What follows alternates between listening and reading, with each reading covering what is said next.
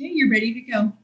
Okay, we'll call the COG meeting to order at 6:10 p.m.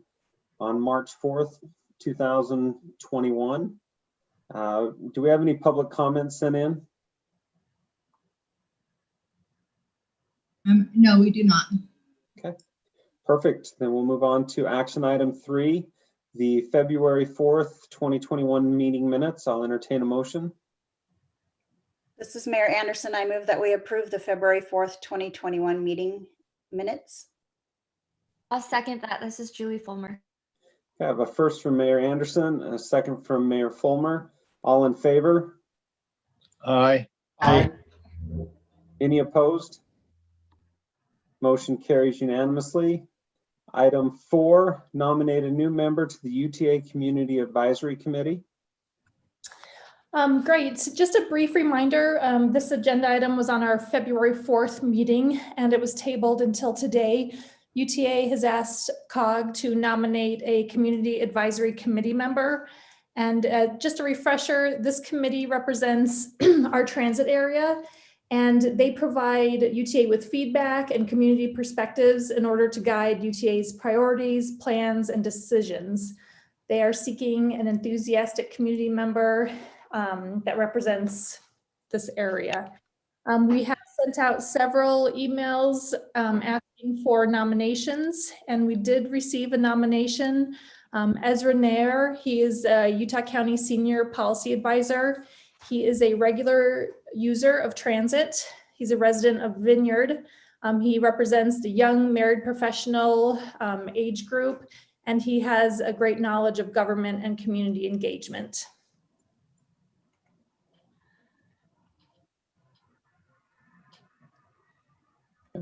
To answer any additional questions about the committee, this was the only nomination that we received. If there's no questions, then I will entertain a motion.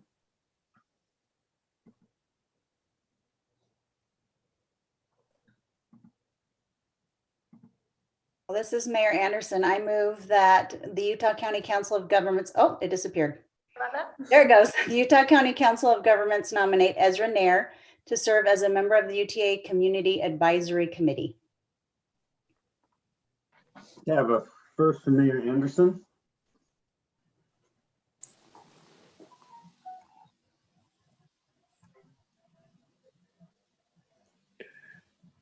This is Mayor Hunsaker. I second the motion.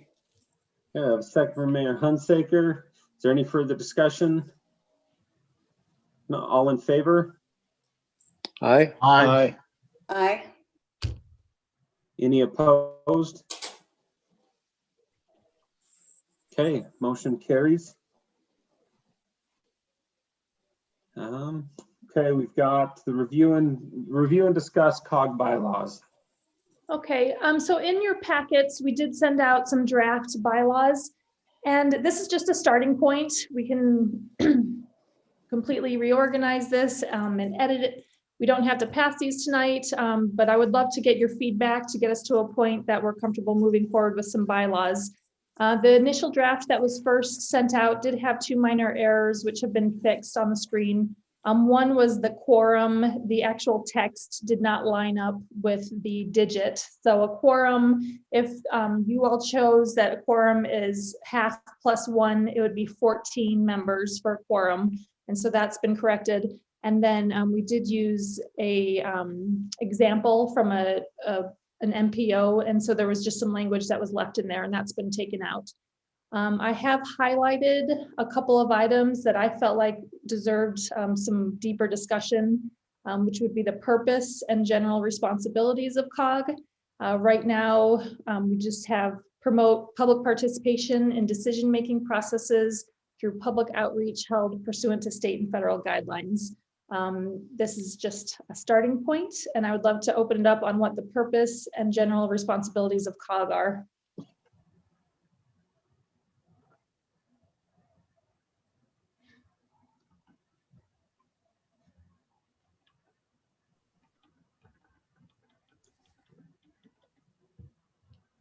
Thoughts, questions?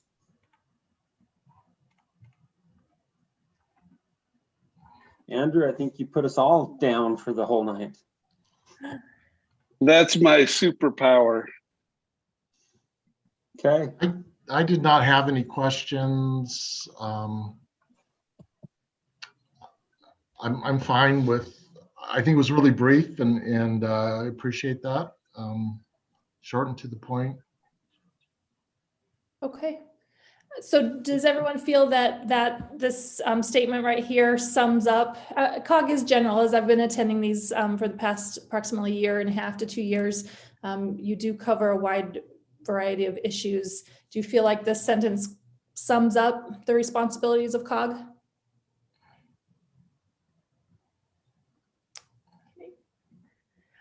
All right. Next, I wanted to point out in detail about the responsibilities. I listed a few more things. This body has nominated the trustee for our region to UTA. We also just nominated the member for the Community Advisory Committee. So I wanted to put some specific information about, and not necessarily only UTA, but this body, that you do appoint members to state commissions, boards, and committees that represent Utah County. I also put in accept contributions and grants and aid. This last summer, COG appointed a subcommittee for the COVID economic development relief, managing $20 million in funding. And so I put that in. I thought that was relevant. And then also give any final approval for official Utah County COG documents. Is there anything else that you all feel should be in specifically listed in the bylaws?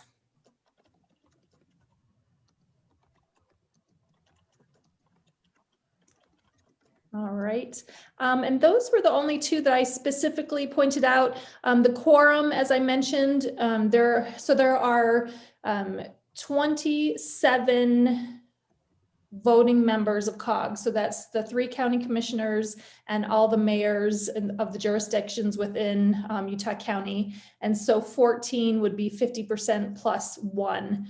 How do you all feel about needing a quorum of 14 to happen for COG?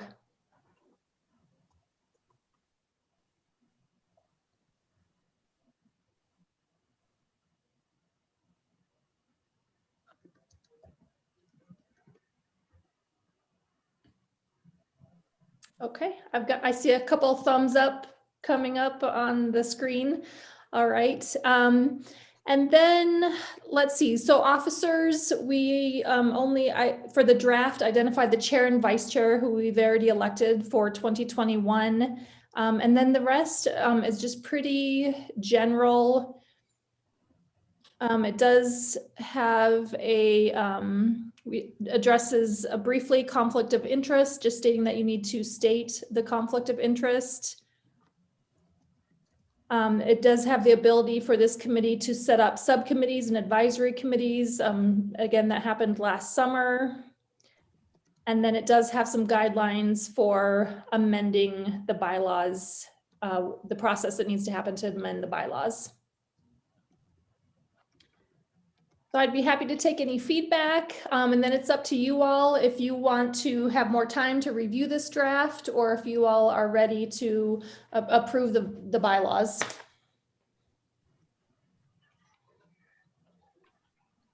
there's no comments or changes to it. I'd entertain a motion.